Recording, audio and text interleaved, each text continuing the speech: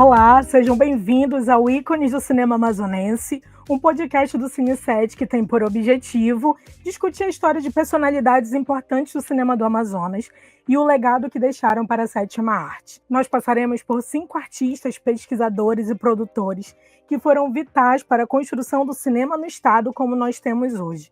Eu sou Pamela Euritz, jornalista e crítica do Cine7, e ao meu lado, para dirigir esse episódio, eu tenho Caio Pimenta, fundador e editor-chefe do Cine7, site de cinema produzido aqui em Manaus. Vem com a gente conhecer os ícones do cinema amazonense.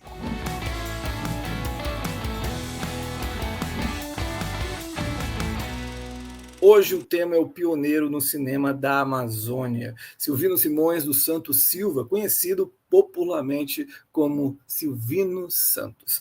Ele nasceu em 1886 em Portugal, mas mudou para o Brasil, especificamente na região norte, quando tinha 3 anos de idade.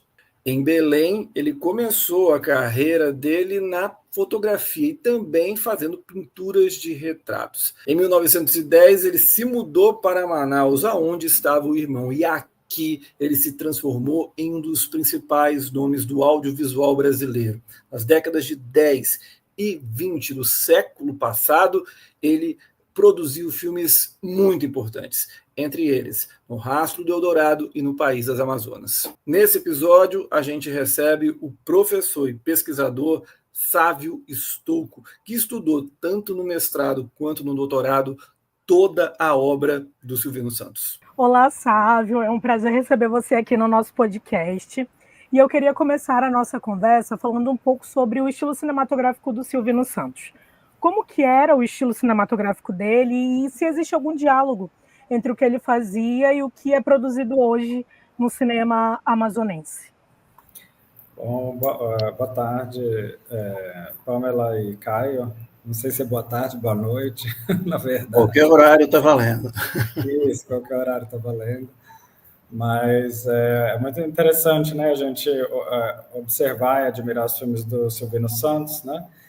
Na verdade, ele começou a produzir antes da sedimentação do estilo, do gênero documentário, né?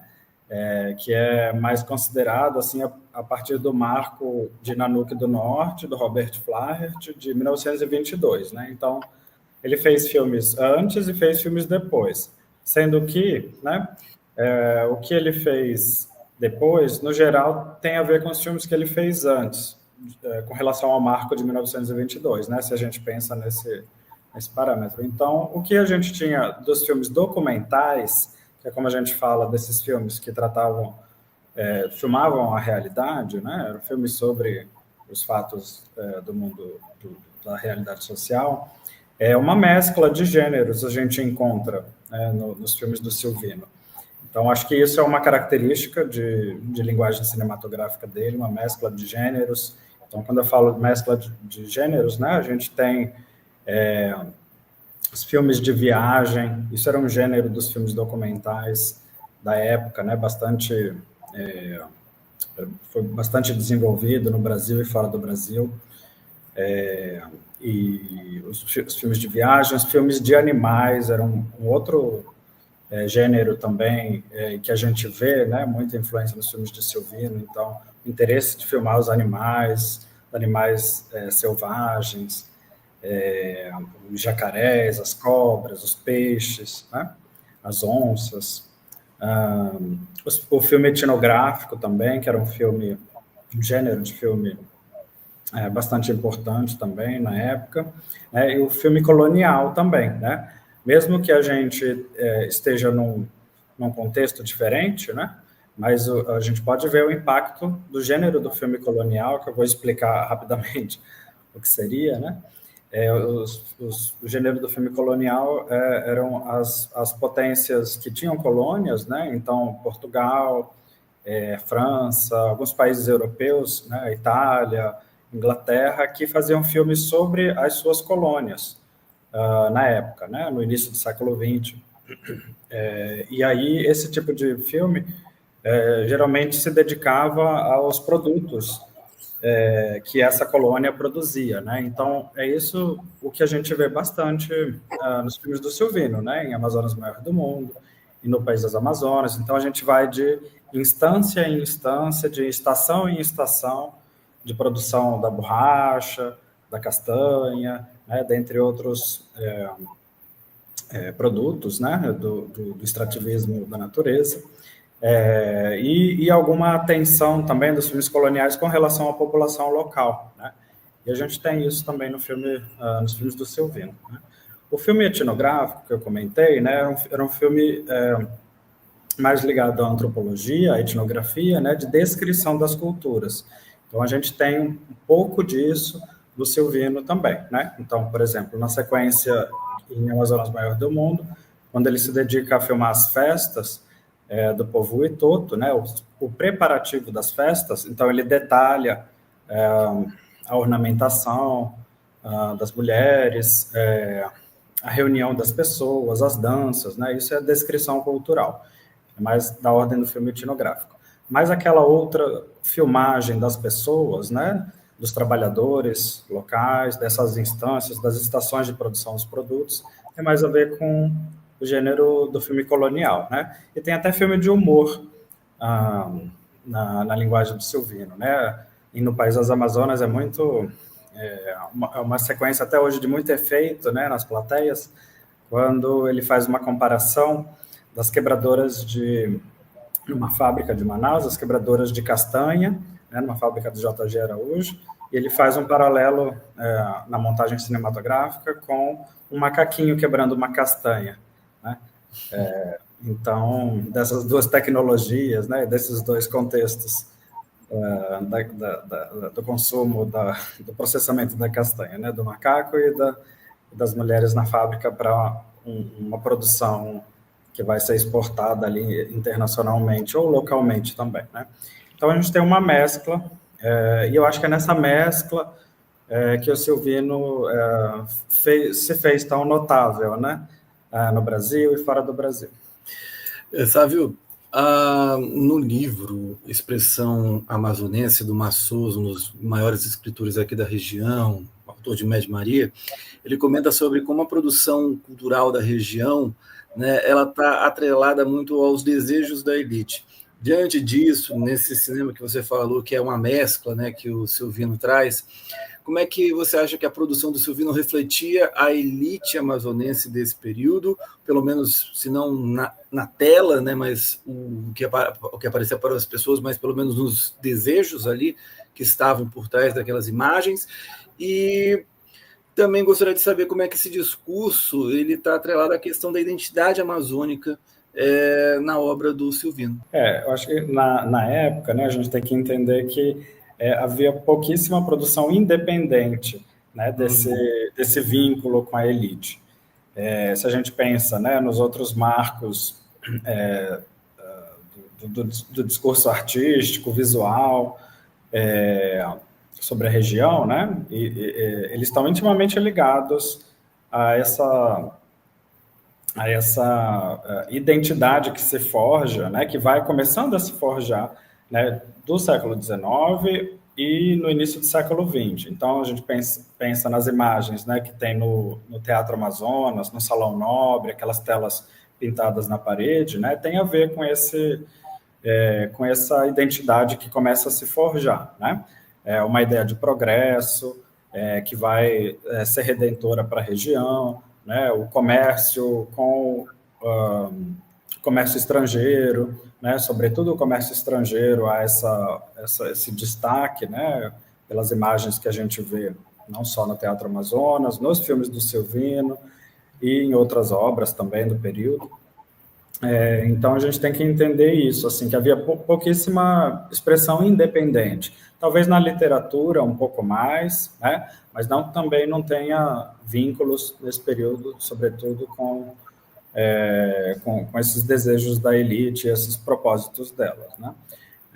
Das elites econômicas, né? Então, os filmes do Silvino são muito aproximados mesmo, né, desse ideário da elite econômica, né? Só que ele expressa isso, filmou tão bem, né, isso, que a gente consegue ver outras coisas também. Por exemplo, o No País das Amazonas, o No País das Amazonas, mas queria me referir sobretudo ao Amazonas Maior do Mundo. É um filme que está sendo muito destacado no que imagem e que dimensão da depredação da natureza se fazia naquela época, né? Não na atualidade, naquela época. Uhum. Tamanha a perícia com que ele filmou, né?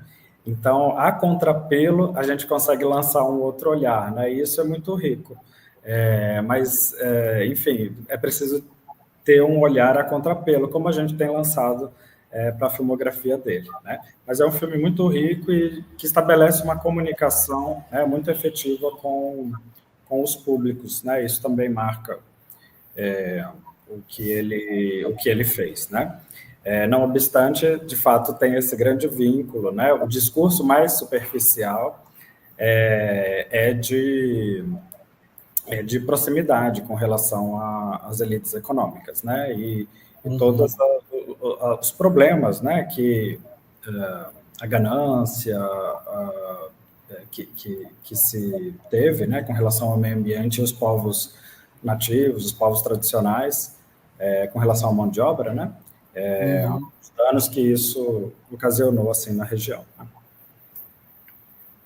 Ainda partindo dessa questão sobre o período de produção do Silvino, na primeira edição do livro No Rastro de Silvino Santos, os pesquisadores Narciso Lobo e Celda Valle comentam que o artista era homem de grandes paixões, gênio criativo, artista incomparável, técnico competente e um amigo delicado. E eles concluem dizendo que o Silvino Santos foi um homem e um artista do seu tempo. E como nós podemos aplicar a expressão um homem e um artista do seu tempo? O que isso significa, já baseado nisso que tu tens comentado conosco? Certo, Pamela. Então, eu acho que o Silvino é um homem e um artista do seu tempo. Tem essa questão, né, de que ele era vinculado a esses ideários da época, né, direcionados pelo olhar da elite econômica, né, amazonense, sobretudo.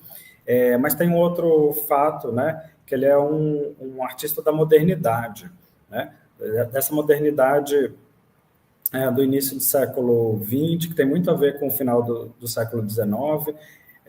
Esse foi um período de muitos inventos, né, e o cinema é só mais um deles, né, a começar da fotografia. Uma época muito impactada pela tecnologia no geral, né, e pela maior produção de imagens e deslocamento das pessoas também, né? Isso tem a ver com os meios de transporte. Então, a gente vê essa dinâmica pulsante, né, pelos filmes do Silvino. Ele tem aparentemente, assim, né, olhando os filmes dele, uma modernidade bastante notável com relação ao que se fazia no cinema da época, né? Tanto que Amazonas Maior do Mundo, quando circulou na Europa, foi destacado por diversos críticos, né? Na sua modernidade, tanto a forma como ele enfocou a região de uma maneira tão rica, de uma maneira tão panorâmica e filmado tão modernamente, né? Em termos de linguagem, era uma montagem mais acelerada, né? Então, a gente pode dizer que ele era um artista globalizado. Acho que, nesse sentido, a gente pode ver esse homem e o artista do seu tempo, né? A gente vê esse fluxo de informações, né? Ele sendo um próprio europeu, né? Radicado no Brasil, ele enquanto fruto, né? Desses deslocamentos e desse fluxo de informações muito grande. Sabe, uma questão, né? A gente tem, enfim, autores aqui no Amazonas que retratam muito essa questão do exotismo, né? Que coloca o exotismo como uma marca muito grande da maneira como a Amazônia ficou conhecida mundialmente. Você nota e como é que o Silvino ele transita entre isso, entre o exotismo e um novo olhar sobre a Amazônia? Eu acho que ele está bem mais dialogando com um olhar não exótico, no sentido em que ele vai filmar, ele traz uma realidade, claro que parcial, né, um retrato, né, um enquadre da realidade, né, que ele filmava. Então, a gente consegue ver bastante o teatro da filmagem, como ele preparava, né, os cenários e as imagens que ele queria construir, né, a construção das imagens. Ao mesmo tempo, né, em que ele construía bastante, e isso não é demérito, né, pelo contrário, ele tocava nos assuntos de contextos específicos, né? Então, ele não filma a Amazônia no sentido geral. Ele vai a Itacoatiara, né? E filma as inscrições rupestres. É um dado local ali, específico, né? E nesse sentido, tem uma dimensão não exótica, né? Ao ele explorar e compreender os filmes dele, né, o que a gente tem por imagem e por texto, há uma compreensão, né, profunda do que ele está filmando, não é um olhar tão rasante, tão superficial. Né? Por outro lado, porque ele está atendendo, né, a um certo propósito muito delimitado das elites econômicas, como a gente comentou, né? Claro que ele faz enquadres, né, dessas realidades. Então, é parcial, né? Então, pendula, né, entre uma coisa e outra, mas eu acho que não é um olhar exótico de alguém como se fosse filmado por algum cineasta de fora, né, que não compreende bem os dados, que se confunde com o que ele está filmando, né? Não é por aí, ele tem uma compreensão grande, até porque ele também não fazia tudo sozinho, né? Tem todo o conhecimento que ele tinha e ia a campo, pesquisava e tudo, e tem também as colaborações muito frutíferas, né? Por exemplo, o filme No Rastro do Eldorado, ele teve a colaboração do Álvaro Maia, né? Que é um escritor muito importante, foi político, né? Por muitos anos governador do Amazonas, então ele tinha parceiros que era a elite intelectual da época, né? Teve nesses parceiros, teve na elite intelectual alguns dos seus parceiros na feitura dos filmes, né? Então, não é um olhar exótico nesse sentido de distante. Pode ser parcial, porque atendia, né? Não era uma expressão independente, até porque não existia na época, e atendia, né, ao que a elite econômica estava vislumbrando para um investimento num filme, né? Então, a gente tem que ver nesses termos, assim, mas um olhar distanciado não é. É engraçado que quando o Jay Weisberg, que colaborou, né, na descoberta de Amazonas Maior do Mundo, quando ele viu o filme na República Tcheca, na Cinemateca, ele entendeu que se tratava de um filme brasileiro, feito por um brasileiro e que conhecia, aproximado da região, não distante. A hipótese, antes dele ver o filme e encontrar minha tese, era de que era uma produção norte-americana. Aí ele foi o primeiro a apostar que não era, né? Justamente porque ele não compreendeu que fosse um olhar exótico, né? Tinha um conhecimento aprofundado sobre a região, né? E eu concordo com isso. Assim. Eu já quero partir desse ponto para tu comentar com a gente como foi a descoberta do Amazonas, o maior rio do mundo. Como que foi esse processo, como que chegou a ti e chegou hoje a nós, por exemplo. Legal. Uma história muito curiosa, né? Que tem rendido bastante, bastante rememoração dela, né? Então, em 2015, eu comecei a fazer minha tese de doutorado e um dos filmes que eu me propus a estudar foi Amazonas Maior Rio do Mundo, mesmo sendo um filme completamente perdido, né? Eu tive muita sorte, mas também suei bastante para encontrar um corpus documental sobre o filme, né? Dentre críticas do filme, relatos, dois grandes relatos de como era o filme em detalhes, com mais de 180 fotografias, uma transcrição dos intertítulos alemã, que estava depositado num arquivo alemão, de quando o filme passou na Alemanha também. Então, todos esses documentos eu interseccionei em um capítulo e fiz o mais detalhado possível, uma reconstituição em texto e imagem, né, de todos esses documentos disponíveis, dessas centenas, né, de documentos disponíveis, organizei ali para compreender o que era esse discurso, né, e analisei também a partir dessa minha reconstituição. E defendi a tese em 2019, na USP.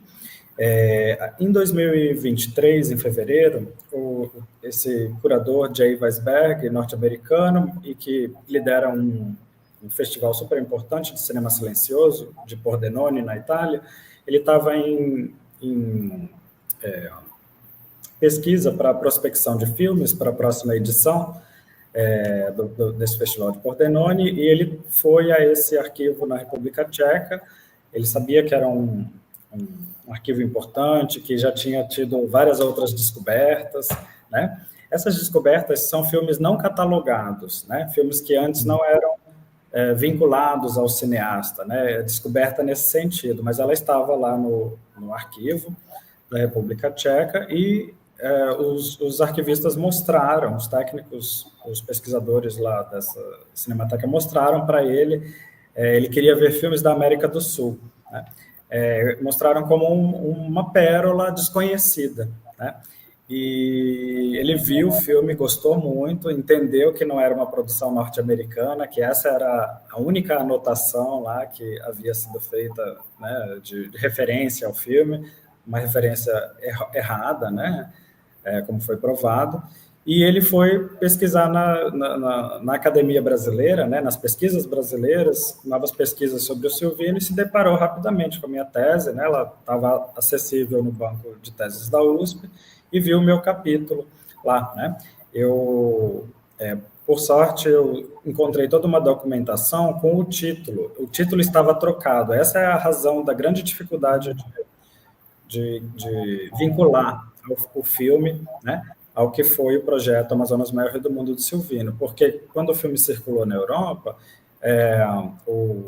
a pessoa que pirateou o filme, né, fez circular, vendeu indevidamente na Europa, trocou o nome do filme, né, e tirou o nome do Silvino dos créditos e tudo. O filme estava todo finalizado, né, e nunca estreou no Brasil e foi circular clandestinamente, piratamente na Europa com o título trocado, né? E com o título trocado estava até então, 2023, né?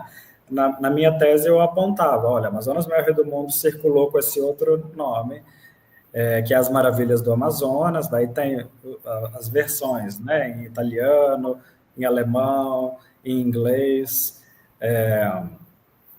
e assim ele pôde, né, vincular, encontrou uma pesquisa pronta já, né, foi muito coincidente isso, né, ele entrou em contato comigo em fevereiro de 2023 por um e-mail, falou assim, muito divertidamente, eu acredito que tem um material que seja do seu interesse, veja aqui esse link, e aí, né, abri o filme.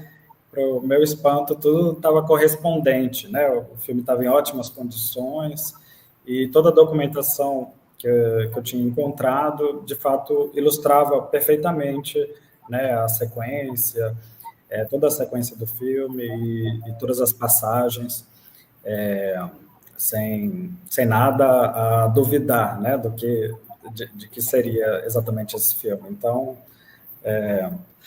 foi muito interessante nesse sentido. Era um caso interessante também é que o Silvino escreveu isso na autobiografia dele, né? E ele lamentou muito. Essa passagem é uma passagem de grande destaque no documentário do Aurélio Michelis, né? De 1996 ou 7, acho que é 6. O grande documentário do Aurélio Michelis, e assim a gente conhecia, né, toda essa lamentação. O Silvino lamentou muito a perda desse filme, né, foi uma grande perda, e com essa cena da perda do filme é tão impactante, me impactava enormemente desde que eu vi o filme muito novo, E, enfim, era um filme mítico, né, por todas essas razões. Pela grande perda que foi na época, de não ter estreado no Brasil, dele ter escrito isso na autobiografia e do Aurélio ter feito um grande filme e uma cena muito espetacular da perda do filme, muito sentida no documentário do Aurélio, né? E com isso a gente tinha esse filme no nosso imaginário, né? Os trabalhos da Selda, do Márcio também rememoraram isso a partir da autobiografia do Silvino. E assim a gente tinha esse filme como uma grande perda mítica e que foi achado completamente, né? Então é uma história fantástica.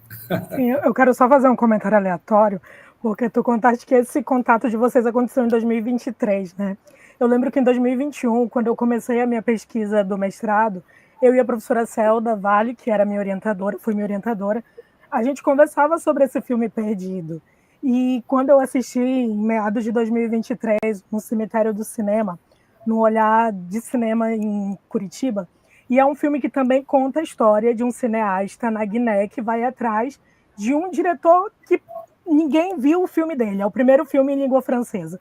E eu lembro que quando eu assisti, eu até mandei um vídeo para o Caio. Eu não sei se ele lembra disso, que eu mandei um vídeo chorando, que eu dizia assim, nossa, essa é a nossa história, a história do filme perdido do Silvino Santos. E agora, ouvindo tu contar, eu relembrei disso também. De como esse filme ficou no nosso imaginário. O bom é que o seu coração tá de boa, né? Imagina você assistindo pela primeira vez ali, abrindo o link. Imagino que você devia estar super nervoso. Minha última pergunta, e depois eu passo para a Pamela, sabe, a minha pergunta é, você observa hoje alguma referência, você observa que o cinema do Silvino de alguma maneira influencia a maneira como hoje a Amazônia é filmada, até mesmo pessoas daqui, ou já é uma outra realidade, são outros tempos? Como é que você observa algum tipo de influência do Silvino hoje em dia? Acho que a gente pode falar assim de influências e não influências, né? Para ficar bem diverso. Acho que as expressões independentes na atualidade, né? Graças às deusas, essas expressões são muito ricas, né? Na atualidade. Há um modo de produção que possibilita isso, né?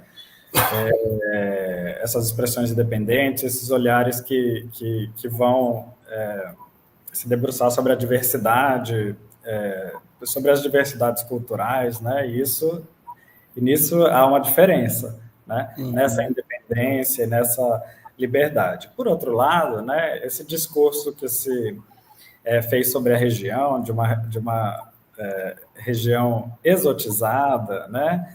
Que é vista como distante por a maior parte da população, mesmo brasileira, né? Ou mesmo da região que não se conecta com os aspectos culturais,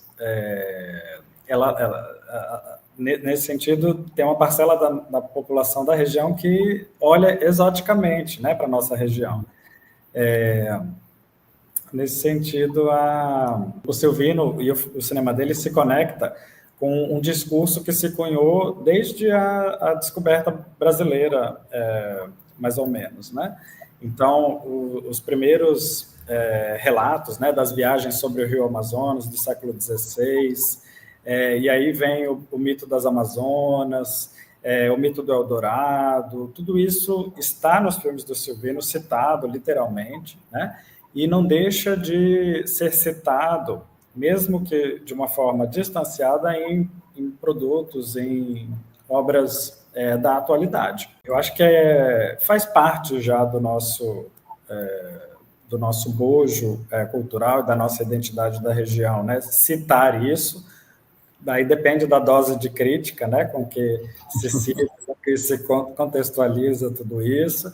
Às vezes é de uma maneira mais rápida, mais superficial, e às vezes é de uma maneira muito bem crítica, né? De uma forma bem crítica. Então, eu acho que depende muito, né, do produto que a gente está vendo, da obra que a gente está vendo, da imagem, mas o cinema dele é produto, né, desse grande discurso sobre a região que se estabeleceu. Ele é mais né, um muito importante, claro, né? Porque os filmes são muito vistos até hoje na atualidade. Mas ele é mais um produtor de imagens, né? Elaborador de discursos, que fez isso na sua época, e muitos outros seguiram fazendo também, né? Abordagens sobre a região. Eu vejo um pouco assim, né? Tento ver de uma maneira bem complexa. E no estudo que eu fiz, tentei mapear, né, o máximo possível no espaço de uma tese, né, que é limitado e que tem seus objetivos mais estabelecidos, como ele operou isso, né, o que ele escolheu, o que escolheu para fazer parte do seu discurso, o que evitou, né, o que não incluiu. Tentei localizar isso. Sávio, a gente já está se caminhando aqui para o final da nossa conversa. Eu quero primeiramente te agradecer por ter estado aqui conosco, compartilhado um pouco do teu conhecimento sobre Silvino. E eu queria que tu falasses para a gente, em uma frase, como tu descreveria Silvino Santos. Sei que tu escreveste muito sobre ele, mas agora tenta sintetizar isso em uma frase. É o mais difícil sintetizar. É mais fácil escrever uma tese de 300 páginas. Um cineasta obsessivo, né, e apaixonado pela região amazônica. Os filmes, o modo como ele filmou, o cuidado, expressa muito isso. Deu mais de uma frase, mas eu acho que é isso. Tá ótimo. Quero te agradecer mais uma vez por ter estado aqui conosco.